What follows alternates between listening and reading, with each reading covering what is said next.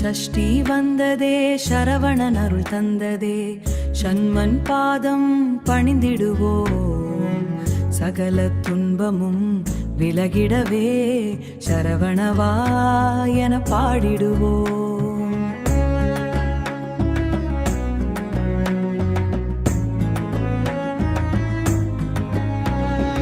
அசுரர்கள் தேவர்களை துன்புறுத்திய காலம் அருள்மிகு சிவசக்தி ஒன்றான நேரம் ஆறுமுகம் கொண்டு அவதரித்தான் அழகிய வேலன். சூரனை அழிக்க வேலேந்தின்றான் தேவர் துயரங்கள் அனைத்தையும் தீர்த்தான். சூர சம்ஹாரம் நடந்த திருநாளை நினைத்து சஷ்டி விரதம் செய்வோம் பக்தியுடன் இன்று. அதிகாலை எழுந்து மனதை தூய்மை செய்து நீராடி முருகனை நினைத்திட வேண்டும். வீட்டில் விளக்கேற்றி வேல் வைத்து வணங்கி ஓம் சரவண பவ என்று சொல்லிட வேண்டும்.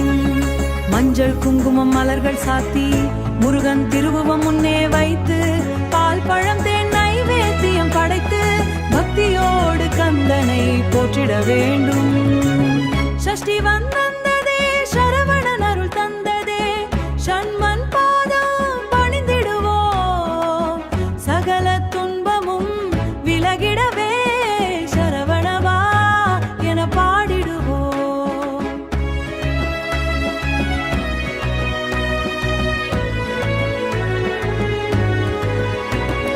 பக்தி மனம் தூய்மையாக விரதம் இருப்போம்.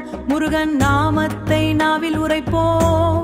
கந்தனின் திருப்பாதம் சரணடைதுவோம். விரதம் இருப்போர் தங்கள் சக்திக்கேற்ப உணவு முறையை அமைத்துக் கொள்ளாமா? முடிந்தவர்கள் உபவாசம் மேற்கொண்டு முடியாதவர்கள் எளிய உணவு உண்டு வணங்கலாம். குடும்பத்தில் அமைதி பெருகிடுமே, மனதில் நம்பிக்கை மலர்ந்திடுமே, துன்பங்கள் எல்லாம் விலகிடுமே, வேலன் அருளால் நல்வாழ்வு கிடைத்திடுமே. வேண்டுவோர் வணங்க கல்வி செல்வம், வேண்டுவோர் துதிக்க தடைகள் நீங்கி நல்வழி கிடைக்க சண்முகன் திருவருள் துணையாக நிற்க.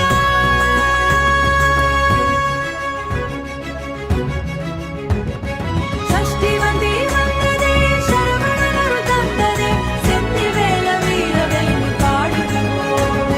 வேலவா வேலவா முருகா வேலவா வெற்றிவேல் முருகு அரோகரா சரவணபவா சரவணபா சண்முநாதனுக்கு அரோகரா.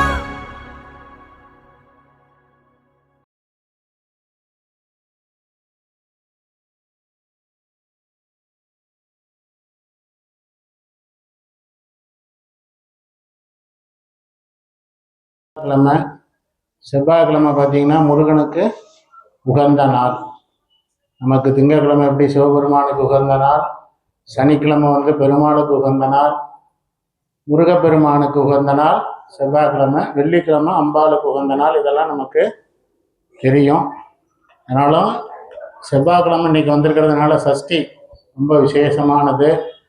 முருகனை நாம் வழிபட்டதுனால என்ன பலன் கிடைக்கும் அப்படின்னா, நிச்சயமாக நமக்கு ஒரு பயம் கிடையாது. முருகனை வழிபட்டுட்டு போனால் அந்த காரியம் வெற்றி அடையும். அவர்கிட்டயே ஒரு வார்த்தை யாம் இருக்க பயம் ஏன் அப்படின்னு சொல்லுவார். அந்த வார்த்தைக்கு ஒரு பலன் உண்டு. அதே போல் அவரை இந்த மாதிரி குழந்தை பாக்கியம் இல்லாதவர்கள் எல்லாம் அந்த கந்த சஷ்டி கவசத்தை படித்து அதனால் குழந்தை பாக்கியம் பெறலாங்கிறது நமக்கு நிதர்சனமான உண்மை. அது இல்லாமல் அந்த பாடல்லையே அதை நமக்கு தெளிவுபடுத்தும். இந்த கந்த சஷ்டி கவசம் சொல்லுவாங்க, சஷ்டி திதியில் இருந்தால் அகப்பையில் குழந்தை வளருங்கிறது. நாமெல்லாம் என்ன பண்ணிட்டோம், அதை சட்டியில் இருந்தால் அகப்பையில் வரும் அப்படின்னு சொல்லி அதெல்லாம் இப்படி மாற்றி சொல்லிக்கிட்டு இருக்கோம். சஷ்டி திதியில் விரதம் இருந்தால் அகப்பை அப்படின்னா கர்ப்பப்பையில் குழந்தை தானாக உருவாகும் அப்படிங்கிறது நமக்கு அந்த பாடலின் மூலமாக சொல்லப்பட்டிருக்கு. அதனால விசேஷமான சஷ்டி. ஆவணி முதல் தேதியே நமக்கு முருகனை வழிபடக்கூடிய ஒரு வாய்ப்பும் நமக்கு கிடைச்சிருக்கு. அதனால முருகனை பிரார்த்தனை பண்ணுவோம். இந்த மாதம் இந்த வருஷம் எல்லாமே பார்த்திங்கன்னா நம்ம கொஞ்சம் சிரமப்படுறோம். மழை இல்லாமல் சீக்கிரம் மழையை கடவுள் நமக்கு நிறைய கொடுக்கணும். நம்ம ஊர் செழிப்பாக இருக்கணும், நம்ம ஜனங்கள் எல்லாம் சந்தோஷமாக இருக்கணும், நம்ம வீட்டில் வளரக்கூடிய ஆடு மாடுகள் என்ன எல்லாமே சந்தோஷமாக இருக்கணும். அந்த ஆடு மாடுகள் எல்லாம் நோய் நொடி இல்லாமல் நல்ல முறையில் இருக்கணும்னா மனசில் பிரார்த்தனை பண்ணுவோம். முதல்ல மழை. ஏன்னா நம்ம பார்க்கும்போது ரொம்ப கஷ்டமாக இருக்குது. காடுகள் எல்லாம் காஞ்சு போய் தண்ணீரை எதிர்பார்த்து காத்துட்டு இருக்க ஒரு சூழல். அந்த மாதிரி இருக்கும்போது நம்ம மழையை சீக்கிரமா ஆண்டவன்கிட்ட வேண்டி அந்த மழையை பெறணும். அதே போல இன்னைக்கு செவ்வாய்க்கிழமை, அப்புறம் புதன் வியாழன் போக வெள்ளிக்கிழமை என்ன பண்டிகைன்னு உங்களுக்கு தெரியும். வரலட்சுமி நோம்புன்னு சொல்லக்கூடிய ஒரு மிக உன்னதமான பண்டிகை. அது சிவபெருமான் பார்வதிக்கு சொன்னது.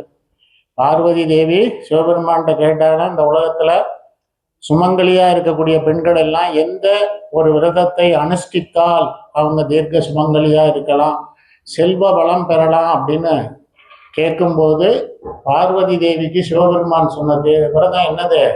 ஆவணி மாதத்தில் வரக்கூடிய முதல் வெள்ளிக்கிழமை வரலட்சுமி விரதம் என்ற ஒரு விரதம். அந்த விரதத்தை சுமங்கலி பெண்கள் எல்லோரும் அனுஷ்டித்தால் வாழ்க்கையில் வளம் பெறலாம், அவங்க நினைத்த காரியங்கள் கைகூடும், தீர்க்க சுமங்கலியாக இருக்கலாம் அப்படிங்கிறது சிவபெருமான் பார்வதிக்கு சொன்ன ஒரு விசேஷமான நாள். நமக்கு அது எப்போ வருது அப்படின்னா வர்ற வெள்ளிக்கிழமை பார்த்தீங்கன்னா நமக்கு அந்த விசேஷம். காலையில் 8 மணிக்கு நம்ம கோயிலில் நாம் அந்த வரலட்சுமி பண்டிகையை கொண்டாடுறோம்.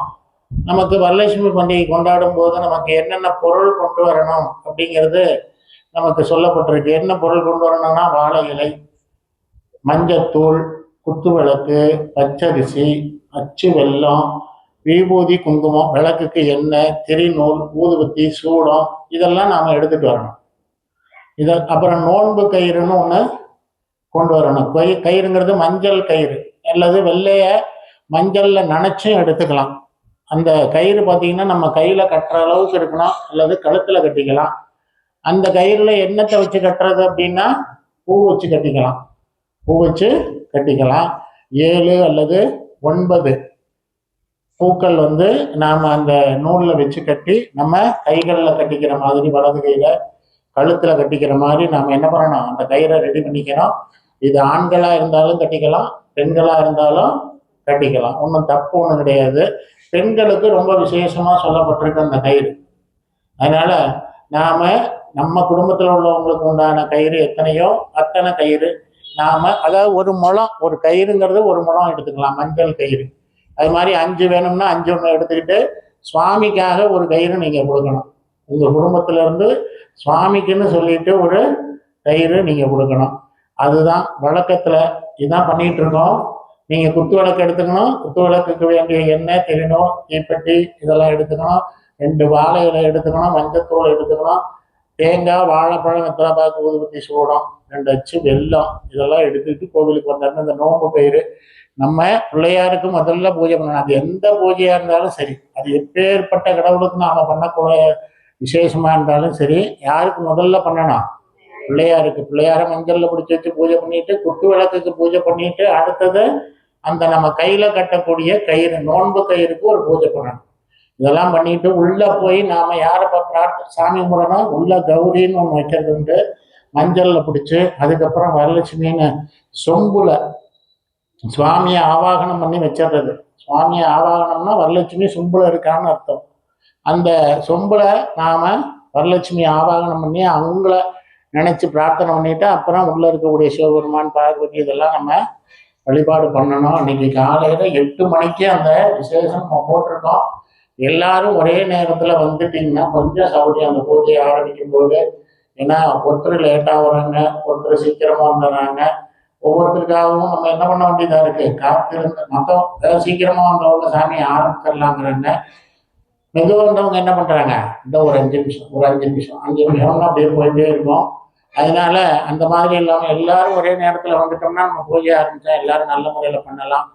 நமக்கு எல்லா வளமும் கிடைக்கணும்னு நம்ம ஆண்டவன்கிட்ட பிரார்த்தனை பண்ணணும். எல்லாரும் நல்லா இருக்கணும், எல்லாருக்கும் எல்லாமும் கிடைக்கணும் அப்படிங்கிறது நம்ம பிரார்த்தனையா இருக்கட்டும். ஹரஹர நம பார்வதி பதையே, ஹரஹர மகாதேவா, தென்னாடுடைய சிவனே போற்றி, எந்நாட்டவர்க்கும் இறைவா போற்றி. உங்களுக்கு இந்த கோயில் குரூப் இருந்துச்சுன்னா ஒவ்வொரு விசேஷத்தையும் அதில் பார்க்கலாம். என்னென்னைக்கெல்லாம் நம்ம சிவன் கோயிலில் என்ன விசேஷம் பண்ணுறோம் அப்படிங்கிறத பார்க்கலாம், பார்த்துட்டு அதுபடி வரலாம். இப்போ வரலட்சுமி பண்டிகைக்கும் அந்த குரூப்பில் அந்த விசேஷத்தை பற்றி போடுவாங்க. அதுலேயும் என்னென்ன ஜாமான்கள் கொண்டு வரணுங்கிற அந்த விவரமும் அதில் இருக்கும். அதை பார்த்து நீங்கள் என்ன பண்ணலாம், எடுத்துகிட்டு வரலாம், தயார் பண்ணிக்கலாம்.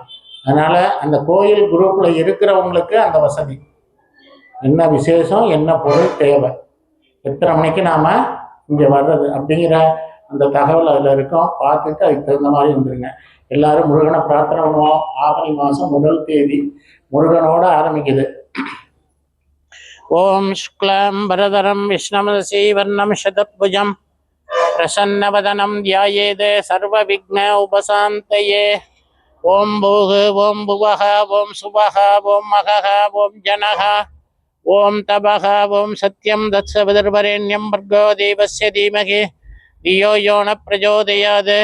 ओमापः ज्योतिरसः अमृतं ब्रह्मा भूर्भुवस्वरो ममोभाक्ते समस्ते दुरीदक्षयद्वारे श्री परमेश्वर प्रीत्यर्थं शिव शिव शिवशम्भोज्ञाय प्रवर्तमानस्य अद्य ब्रह्मणः द्वितीयपरार्थे श्वेतवराहकल्पे वैवस्वत मन्वन्तरे अष्टाविंशतितमे कलियुगे प्रथमे पादे जम्बोद्वीपे भारतवर्षे भरतखण्डे मेरोः दक्षिणे पार्श्वे दण्डकारुण्यां शताब्दे अस्मिन् वर्तमाने विवकारिके प्रभवादीनां षष्ठियागा षष्ठिसंवत्सराणां मध्ये श्री पराभवनाम संवत्सरे दक्षिणायने ग्रीष्मऋतौ सिंहमासे शुक्लपक्षे द्यायां पुण्यतिथौ वासरः भौमवासर संयुक्तायां षष्ठीतिथीयां जन्मनक्षत्रे जन्मरासौ जातस्य नामनक्षत्रे नामरासौ जातस्य शुभनक्षत्रे षष्ठी भक्तர்கள் नामधेयस्य शगकुटुम्बानां क्षेमस्थैर्ये वीर्यविजयायुल्लारोग्ये ऐश्वर्याभिवृद्ध्यर्थम् आयुल सत्संतान सौभाग्य इष्टकाम्यार्थ्यर्थम् आदित्यादि नवग्रहाणां नक्षत्राणां शकलदोषपीड निवारणार्थ्यर्थम् आरोग्य दृढगात्र सिद्ध्यर्थम् शीघ्रमेव सकल कार्य अनुकूल सिद्ध्यर्थम् वल्ली देवसेना समेत सुब्रह्मण्य स्वामी प्रसाद सिद्ध्यर्थम् वल्ली देवसेना समेत सुब्रह्मण्य स्वामी पादारविंद योग अष्टोत्तर बिल्वदल पूजा मध्य करस्ये. ओम स्कंदाय नमः गुहाय नमः षण्मुखाय नमः बालनेत्र सुधाय नमः प्रभवे नमः पिंगलाय नमः कृत्तिकासूनवे नमः शिवाहनाय नमः वल्ली देवसेना समेत सुब्रह्मण्य स्वामिने नमः. नानाविध परिमलपत्र पुष्पांजलिं समर्पयामि.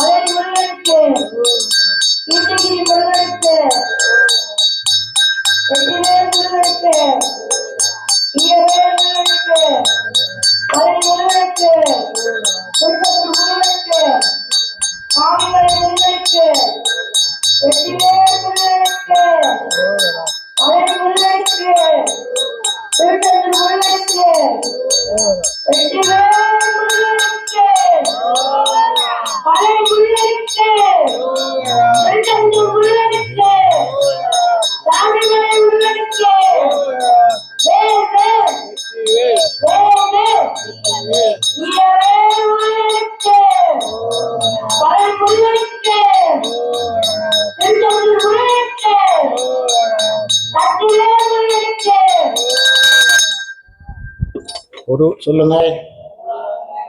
உளதாய் இளதாய் மறுவாய் மலராய் மணியாய் ஒளியாய் கருவாய் உயிராய் கதியாய் விதியாய் குருவாய் வருவாய் அருள்வாய் குகனே. ஆறிரு தடந்தோள் வாழ்கார் முகம் வாழ்க வெப்பை கூறுசை தனிவேல் வாழ்க குக்குடம் வாழ்க செவ்வேல் ஏறிய மஞ்சை வாழ்க யானை தன்னணங்கு வாழ்க மாறிலா வள்ளி வாழ்க வாழ்க சீரடியார் எல்லாம் ஏறுமையில் ஏறி விளையாடு முகமொன்று ஈஸ்வருடன் ஞானமொழி பேசும் முகமொன்று கூறுமடியார்கள் வினை தீர்த்த முகமொன்று குன்றுருவ வேல் வாங்கி நின்ற முகமொன்று மாறுபடு சூரரை வதைத்த முகமொன்று வள்ளியை மணங்குணர வந்த முகமொன்று ஆறுமுகமான பொருள் நீ அருள வேண்டும் ஆதி அருணாசலம் அமர்ந்த பெருமாளே வள்ளி தேவசேனா சமேத சுப்பிரமணிய சுவாமினே நமஹ. வெற்றிவேல் முருகனுக்கு அரோகரா.